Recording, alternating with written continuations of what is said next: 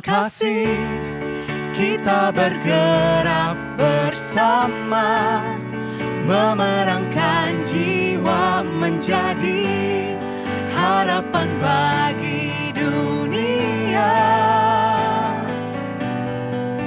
Dalam iman kita akan menang bersama, beritakan namanya bertumbuh dalam Kristus dan gerejanya, dalam Kristus dan gerejanya, dalam Kristus dan gerejanya. Hai, Shalom para penyembah Tuhan.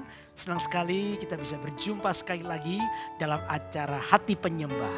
Kali ini kita akan membahas tentang kehidupan bagaimana keluarga kita menjadi keluarga yang menyembah Tuhan. Bersama dengan keluargaku kita menyembah Tuhan. Dan saya percaya bahwa setiap kita akan sungguh-sungguh diajar, dididik dengan nilai kebenaran firman Allah yang membawa kita kepada kemenangan oleh karena Tuhan yang menyertai. Keluarga itu ada di hati Tuhan. Nah, untuk itu saudara, hari ini saya tidak sendirian, saya bersama dengan saudara Randy dan Medi. Halo, Shalom. Nah, senang sekali bisa ketemu dengan kalian ya hari ini. Bagaimana kabarnya? Luar biasa kok. Luar biasa ya, baik ya. Thank Oke, you. lagi sibuk ngapain nih sekarang? Sibuk ya kerja sama melayani Tuhan Ya, bareng-bareng pelayanan juga. ya sekalipun online kalian tetap pelayanan ya. Saya lihat mah banyak sekali pelayanannya, typing terus ya. Amin. Iya. Sukacita. Nah, saudara, hari ini kita akan bahas tentang keluarga, tetapi lebih menitik beratkan tentang peranan sebagai suami, seorang suami atau seorang bapak dalam keluarga. Kenapa ini penting? Jujur aja, saya banyak kali melihat betapa keluarga-keluarga hari ini hancur karena salah satunya adalah fungsi daripada seorang suami atau seorang ayah tidak ada lagi dalam keluarga. Para istri menjadi dominan. Ya, istri dominan itu salah. Istri dominan itu tidak sesuai dengan firman Tuhan. Tetapi tidak 100% salah istri. Ada juga kenapa istri dominan karena suaminya tidak melakukan fungsi sebagai suami atau kepala rumah tangga. Nah, untuk itu mari kita akan bahas bersama-sama biar hari ini ada banyak nilai, prinsip kebenaran firman Tuhan yang kita bisa pelajari bersama-sama dan tentunya akan mengubah kehidupan kita. Amin. Nah, untuk itu nanti Randy bisa baca Alkitabnya ya. Di dalam 1 Timotius pasal yang kedua ayat yang ke-8. 1 Timotius pasal yang kedua ayat yang ke-8. Silakan Randy. Ya, 1 Timotius 2 ayat ke-8. Oleh karena itu aku ingin supaya di mana-mana orang laki-laki berdoa dengan menadahkan tangan yang suci, tanpa marah dan tanpa perselisihan. Nah, Alkitab jelas dikatakan bahwa aku ingin supaya di mana-mana orang laki-laki berdoa. Maksudnya apa, saudara? Seorang laki-laki berdoa di sini maksudnya adalah supaya para pria itu menjadi rohani. Karena kenapa demikian? Karena para pria itu memimpin keluarga. Ya, tentunya dalam keluarga banyak dibangun dengan banyak konflik. Konflik itu menunjukkan bahwa suami dan istri itu berbeda. Baik latar belakang keluarganya dulu sebelum menikah, sekarang dijadikan satu. Pasti ada banyak konflik. Nah, tapi di sini kita bisa melihat bagaimana peranan seorang suami, bagaimana peranan hadirat Allah ada dalam keluarga itu. Nah, mari kita akan tanya dulu pada pasangan ini ya. Kira-kira Reni dan Medi pernah nggak ngalami sebuah konflik yang cukup berat sampai akhirnya kalian harus konflik ya? Mungkin ya dalam kasarnya gini, sampai adu mulut, adu argumen. Ya, untuk mempertahankan pendapatnya masing-masing. Nah, pernah nggak lewati itu dan bagaimana kalian mengatasinya? Ya.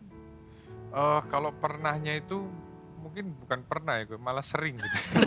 Karena kita berdua ini agak dominan gitu masing-masing. Gitu. Dominan ya. Ya. Tapi yang paling merema buat kami waktu itu kita pernah kita komitmen untuk mesbah keluarga tiap malam. Dan kita ingat waktu itu pas lagi puasa, gerakan gereja kita ada puasa. Sebelum berdoa, kita itu ada satu hal yang membuat kita itu adu argumen. Beda pendapat gitu. Nah, pas sebelum kita mau doa, memang jadwal kita doa. Nah, pas waktu itu pasti hati masih belum beres kok. Mau doa itu belum beres. Masih Saya yakin panas juga gitu. dia juga masih panas. Gitu. Masih marah ya. Ya, tapi waktu itu kayak Roh Kudus gerakkan untuk ngajak doa gitu. Sekalipun masih ada ego gitu ya, Pak. Iya, Ya. iya, iya, Tapi iya. akhirnya saya waktu itu ngajak doa Hmm. dan puji Tuhan Medi juga merespon baik, mau juga doa gitu. Sekalipun duduknya Saling punggung-punggungan. menghubungi. Jadi waktu itu akhirnya kita doa dan luar biasanya setelah doa itu kok kayak kita sama-sama Roh Kudus itu benar-benar proses ketika saya doa, Medi juga doa itu kayak Roh Kudus itu benar-benar tekan ego kita dan setelah berdoa luar biasanya kita itu malah kayak berlomba untuk minta maaf dulu, kayak suasananya Jadi jadi saling cair. mengalah. Jadi Saling rendah mengalah. hati ya. Wah, good. Dan itu yang kita benar-benar dari saat itu kita juga merasakan bahwa kita harus tetap bangun mesbah keluarga. Pentingnya hadirat Tuhan di rumah Ya. kalian ya. Wow, wow. Nah, saudara, kita bisa lihat apa yang mereka alami. Bahwa hadirat Tuhan itu akan sungguh-sungguh membuat tipu daya. Iblis itu selalu berusaha. Lewat konflik itu berusaha untuk mencuri. Yang namanya konflik itu biasa ya. Suami istri itu tadi dibangun dengan banyak konflik. Nah, dari konflik itu kalau kita tidak hati-hati, maka iblis itu akan mencuri yang namanya rencana Allah dalam hidup kita. Nah, disinilah tadi saya bilang dibutuhkan kesadaran. Khususnya dalam hal ini, memang bisa dua-dua sih, tapi khususnya para pria di mana mengambil sebuah alih daripada mengambil alih situasi yang ada. Dibawa kemana? Bukan diajak berantem lalu terus kita cerai aja, bukan itu. Para pria lalu marah, lalu meninggalkan istrinya, lalu pergi ke tempat-tempat yang gak jelas begitu, bukan begitu. Tapi diajak berdoa. Nah, ini yang Alkitab tuliskan, dikatakan begini. Oleh karena itu aku ingin supaya di mana-mana orang laki-laki berdoa. Seorang laki-laki harus mengambil sikap rohani. Karena disitulah Tuhan itu akan menyatakan kemuliaannya ketika seorang pria benar-benar mengenal Tuhan. Seorang pria benar-benar hidup di dalam kehidupan yang rohani. Yang mengajak doa, dan betul ketika tadi dikatakan begitu mengajak doa, hadirat Tuhan ada di situ. Hadirat Tuhan memulihkan keadaan situasi yang ada. Tiba-tiba di ujung daripada doa itu, sekalipun mungkin persoalannya belum selesai ya. Iya, Belum betul. selesai, masih panas-panasnya. Tiba-tiba yang panas jadi dingin. Ya. Dingin tiba-tiba dikatakan saling mendahului untuk memberi hormat. Saling mendahului untuk berlaga atau bersikap rendah hati. Sehingga pastilah persoalan selesai kalau begitu. Kan pastilah persoalan selesai. Bagaimana kita bisa melihat peranan daripada hadirat Tuhan di tangan seorang pria yang rohani, maka seorang keluarga itu akan sungguh-sungguh dipulihkan. Nah, tanya Medi dulu. Medi, waktu Randy ngajak doa gitu, kamu masih ogah-ogahan atau gimana? Ya sebenarnya masih ogah-ogahan sih. Oh iya. Cuman karena udah jadwalnya ya udah. Oh gitu ya awalnya ya kan. Terus Sampai itu. kamu waktu selesai doa itu kan tentunya kamu dijamah Tuhan, Iya. kamu bisa kembali menghormati suamimu sebagai Iya, kepala rumah benar. tangga begitu. Iya, akhirnya jadi waktu berdoa itu kayak Tuhan tuh nyuruh saya untuk menundukkan diri gitu. Betul, betul. Akhirnya ya kita berlomba untuk saling minta maaf tanpa bahas siapa yang salah, bukan itu yang penting, tapi Ya, kan ya. kita yang harus melawan konflik itu bersama-sama. Betul, gitu. betul. Wah, ini indah banget loh saudara, sungguhan. Tidak ada persoalan, berarti begini, tidak ada persoalan yang tidak dapat diselesaikan. Semua diselesaikan. Amin. Prianya bawa persoalan itu kepada Tuhan, yang istri juga tahu bagaimana menundukkan dirinya. Nah, ketika ini struktur atau kolaborasi yang benar ini terjadi, saya percaya maka semua persoalan yang kita hadapi akan kita menangkan bersama dengan Tuhan. Tidak ada persoalan yang susah. Karena apa? Disitulah lahir namanya kesepakatan. Kata Alkitab bahwa kalau 2-3 orang yang meminta dengan sepakat, Tuhan tuh mengabulkan. Nah, organisasi atau yang paling kecil itu adalah keluarga. Di mana suami istri yang berbeda, tapi ketika mereka sepakat, mujizat terjadi. Amin, amin. Justru persoalannya banyak kita nggak sepakat, makanya mujizat nggak pernah terjadi buat hidup kita. Karena apa? Kita masih ego. Makanya itu tadi saya bilang, pria harus mengambil peranan penting. Para pria harus berani minta maaf. Iya kan? Seorang pria harus berani merendahkan hatinya. Maka dari situlah, maka saya percaya hikmat Tuhan, tuntunan Tuhan akan ada dalam kehidupan keluarga ini. Dan keluarga ini akan mengalami kemenangan. Jadi pertama adalah seorang pria harus rohani. Lalu yang kedua apa? Dikatakan apa? Dengan menadakan tangan yang suci. Ya, dengan menadakan tangan yang apa? Yang suci. Yang kedua, seorang pria dalam keluarga haruslah seorang yang menjaga kekudusan. Tangan yang suci, ini penting saudara. Ya, bagaimana seorang pria kadang-kadang menyimpan rahasia dosanya begitu rapat sehingga istri nggak tahu, tapi dia sedang mencemari keluarganya. Saudara, pria yang seperti ini tanpa sadar dia menghancurkan keluarganya. Jangan bilang saya sayang keluarga saya kalau Anda membiarkan dirimu tinggal dalam dosa perzinahan. Ya, bukan hanya perselingkuhan. Perselingkuhan itu kelihatan nyata, tapi ada dosa-dosa yang tersembunyi yang berupa kenajisan yang kita lakukan yang mungkin orang lain atau istri kita tidak tahu, tapi kita melakukannya lalu kita sibuk di luar tampak seperti pria idaman, pria yang baik. Wow, itu kita terjebak namanya kemunafikan, betul? Munafik itu apa? Muka nabi pikiran kotor. Wah, iya, iya. Munafik itu muka nabi tapi pikirannya kotor. Iya, Ya, tidak boleh begitu. Kita pria harus sungguh-sungguh menjadi orang yang menengadahkan tangan itu dengan tangan yang suci. Amin. Dan disitulah kita bisa melihat waktu kita ajak keluarga kita yang bersama-sama melayani Tuhan, menyembah Tuhan, maka sungguh-sungguh kekudusan, kesucian Allah itu tinggal di situ. Dan kita akan mengalami kemenangan bersama dengan Tuhan bersama-sama. Ada satu, suami istri tidak boleh sepakat. Apa itu? Masih ingat pelajaran ini? Kira-kira apa? Ingat ya? Ada satu. Lainnya harus sepakat. Ya tadi sepakat berdoa. Ada satu, suami istri tidak boleh sepakat soal apa kira-kira? soal dosa. Soal dosa. Itu pelajaran dari Pastor Philip buat Ya. kita semua ya. Diingat terus ya. Pasangan suami istri boleh tidak sepakat dalam hal apa? Ketika salah satunya mau melakukan dosa. Jangan sampai seperti Ananias dan Safira ya, yang bersepakat untuk mendukakan Roh Kudus dengan cara korupsi keuangan Tuhan. Nah, ini yang berbahaya, ini yang tidak boleh. Karena itu saudara, suami istri harus tinggal dalam kekudusan. Karena itu dikatakan lagi, para pria harus menengadahkan tangannya dengan suci. Saya ngomong begini bukan berarti yang ibu-ibu santai loh, bisa berbuat dosa seenak, enggak juga. Ya, ibu-ibu juga harus jaga kekudusan. Rumah tangga itu ada dua tiang. Yang satu adalah tiang suami dan satu adalah tiang istri. Di mana ketika salah satu tiang jatuh, yang satu harus menopang. Jangan sampai dua-duanya jatuh. Kalau dua-duanya jatuh, maka hancurlah rumah tangga itu. Jadi ini yang dimaksudkan dengan menjaga supaya pria itu menengadahkan tangan yang suci di hadapan Tuhan. Lalu yang ketiga apa? Dikatakan begini, tanpa marah dan tanpa perselisihan. Artinya yang ketiga, pria itu harus mengalami pemberesan dalam hatinya. Adalah orang yang telah sembuh hatinya. Jangan menjadi seorang pria yang penuh dengan kepahitan. Ya, kalau kita ini menjadi seorang yang pria yang kepahitan, maka kita ini akan menjadi pria yang sensitif. Ya, sensitif itu artinya gampang cemburuan kepada hal yang gak penting. Ya, lalu kita ini menjadi orang yang ingin diperhatikan terus. Lalu kita ini adalah orang yang terikat dengan masa lalu kita. Nanti puncaknya itu ada apa? Ya, bukan tanpa sadar, ini pasti sadar lah. Kalau kita marah, emosi, tidak bisa menahan diri, akhirnya istri kita jadi sansak hidup. Nah, ini kan gak benar, saudara. Ya, kekerasan dalam rumah tangga, KDRT. KDRT itu tidak boleh dalam kehidupan kekristenan. Dan itu Tuhan sungguh-sungguh melarangnya. Jangan. Jadilah orang yang sembuh.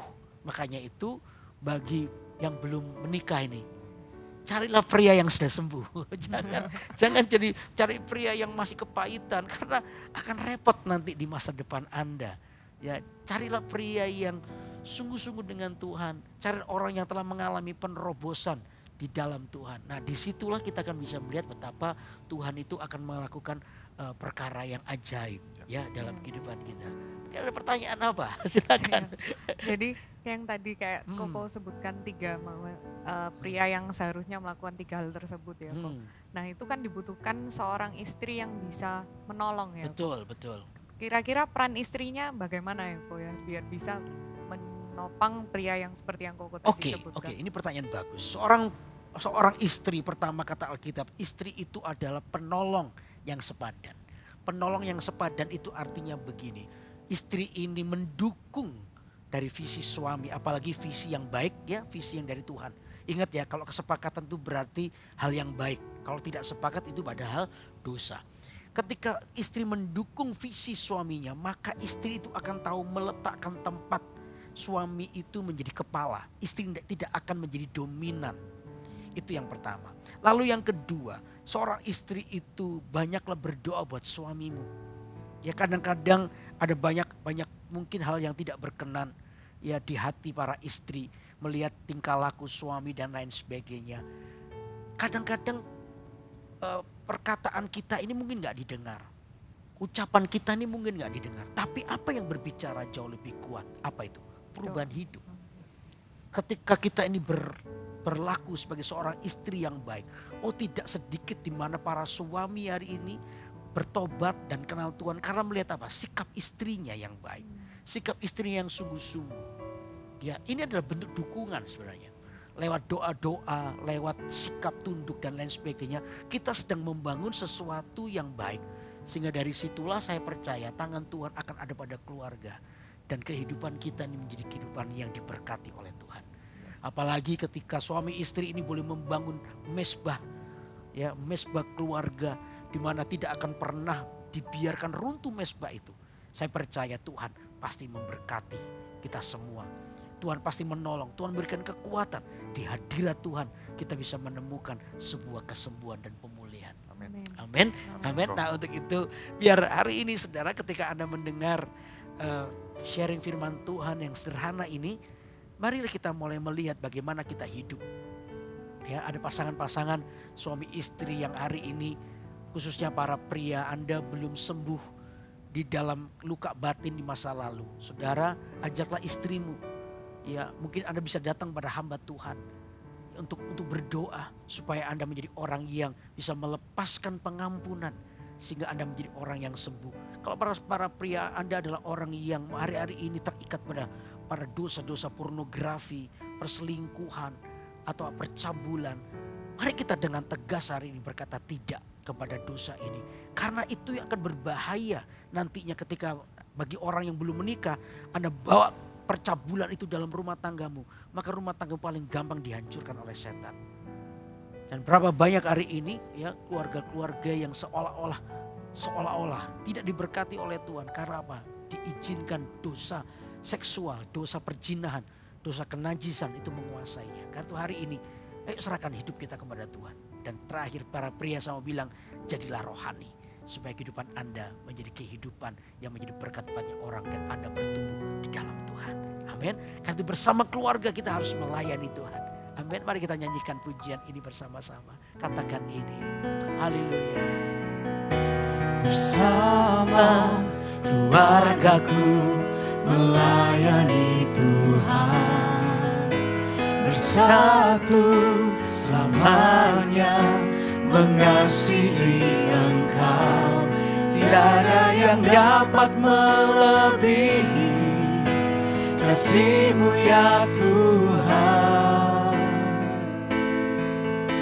Bagi kami Engkau segalanya. Sekali lagi mari katakan. Bersama keluargaku melayani Tuhan. Bersatu selamanya mengasihi Engkau. Tiada yang dapat melebihi kasih-Mu ya Tuhan. Bagi kami Engkau segalanya. Sementara kita nyanyi pujian ini, Roh Kudus memberikan saya sebuah penglihatan. Ada seorang ibu yang hari ini Anda sedang sedih hatimu. Saya melihat Anda sedang menangis. Ya, Anda berlutut di ranjangmu. di tempat tidurmu, Anda sedang berdoa buat suamimu.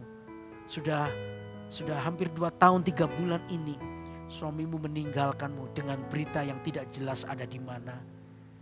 Anda khawatir karena Anda sedang menunggu, karena rumah tangga harus terus berjalan, di mana penghidupan untuk anak-anak juga memerlukan dana, membutuhkan biaya dan lain sebagainya. Anda ketakutan.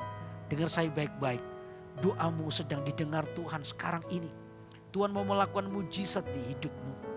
Karena itu ibu, jangan khawatir, jangan takut. Jangan mengasihani dirimu. Mulai bangkitlah dari keadaanmu. Yang harus kau lakukan adalah mengucap syukur. Bahwa selama 2 tahun 3 bulan ini sekalipun suamimu tidak menafkahimu secara keuangan. Tapi Tuhan tuh cukupkan. Dengan gak tahu berkat dari mana saja. Tuhan tuh cukupkan. Dan lihatlah kasih setia Tuhan. Tidak hanya berhenti Anda dicukupi soal biaya. Tetapi Tuhan akan pulihkan. Nanti satu hari suamimu akan kembali kepadamu. Dan lihatlah Tuhan akan mempertemukan keluarga ini kembali dalam sukacita, keharmonisan, dan kebahagiaan yang tidak ada taranya oleh karena Tuhan menyertaimu. Hari ini aku berdoa di dalam nama Yesus. Untuk suami dari ibu ini, dimanapun Anda berada, hari ini Tuhan jamah hatimu untuk mulai kembali diingatkan akan istri dan anak-anakmu. Sebab Tuhan ingin memulihkan keluargamu. Hari ini aku berkata di dalam nama Yesus, terima pemulihan hatimu. Mungkin ada beberapa kesalahpahaman, mungkin kemarahan sehingga suami meninggalkan istrinya. Dengar saya baik-baik. Hari ini dipulihkan keadaan hatimu di dalam nama Yesus, sehingga rasa kasih, cinta itu dipulihkan kembali. Terima di dalam nama Tuhan Yesus. Sekarang saya mau berdoa untuk semua orang yang mengalami persoalan dalam rumah tangganya. Mungkin ada suami istri yang hari ini komunikasinya lagi hancur, lagi remuk. Mungkin beberapa waktu ini Anda tidak bertegur sapa oleh karena persoalan yang Anda alami. Seorang pria itu adalah seorang yang berani meminta maaf. Seorang pria adalah seorang yang rohani, yang memimpin keluarganya yang takut akan Tuhan. Kalau Anda mendengar acara ini, bukan kebetulan. Tuhan sedang menjamah hatimu. Tuhan sedang memberitahukan kepadamu tentang sebuah nasihat yang baik. Kembalilah kepada apa yang Tuhan mau. Jadilah pelindung, jadilah penopang dalam keluargamu. Karena Anda adalah imam di dalam keluarga Anda. Hari ini aku berdoa di dalam nama Yesus untuk setiap keluarga-keluarga yang mengalami persoalan. Tuhan pulihkan keluarga ini. Karena kami percaya bahwa keluarga ini ada di hati Tuhan.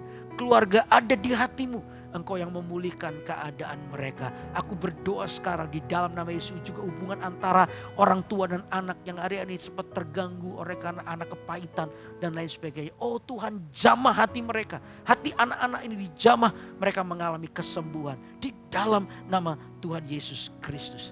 Terima kesembuhan daripada Allah hari ini. Terima kasih ya Tuhan, Kau Allah yang mendengar doa kami. Allah yang memberkati kehidupan kami sehingga kehidupan kami penuh dengan kemenangan. Keluarga demi keluarga dipulihkan, mengalami sebuah pemulihan daripada Tuhan mulai hari ini sampai selama-lamanya di dalam nama Tuhan Yesus. Yang percaya katakan sama-sama amin, amin, amin. Wow, senang sekali untuk terus menyampaikan perenungan, diskusi kebenaran firman Allah buat saudara, dan saya percaya Anda pasti diberkati, dan biar kita terus bertumbuh. Karena itu saudara, ikutilah para penyembah Tuhan untuk mengikuti acara Hati Penyembah tiap hari Senin pukul 6 sore ya di YouTube GMS Church. Saudara bisa mengikuti bersama-sama dengan keluarga. Tapi jangan lupa Anda yang belum subscribe, like dan share dan tekan tombol lonceng agar Anda tidak melewatkan berkat Tuhan melalui acara ini. Anda bisa melakukannya supaya Anda terus bertumbuh dalam Tuhan. Amin. Dan juga Anda bisa merequest lagu. Ya, kalau Anda suka lagu apa, nanti kami para penyanyi dari Gereja Mawar Shalom Surabaya Barat akan mencoba lagu yang dipilih akan kami nyanyikan. Ya, dan setelah ini ada lagu dari request dari saudara Ming Ming ya, berjudul God is my joy. Sebentar lagi akan dinyanyikan dan saudara bisa tulis di kolom komentar dan Dan minggu depan nanti kita akan pilih satu lagu untuk dinyanyikan. Dan saudara jangan lupa Senin depan dalam acara Hati Penyembah ikuti bersama dengan keluarga supaya kita bisa belajar nilai prinsip kebenaran firman Tuhan. Karena itu biar Tuhan Yesus memberkati kita minggu depan dalam acara Hati Penyembah.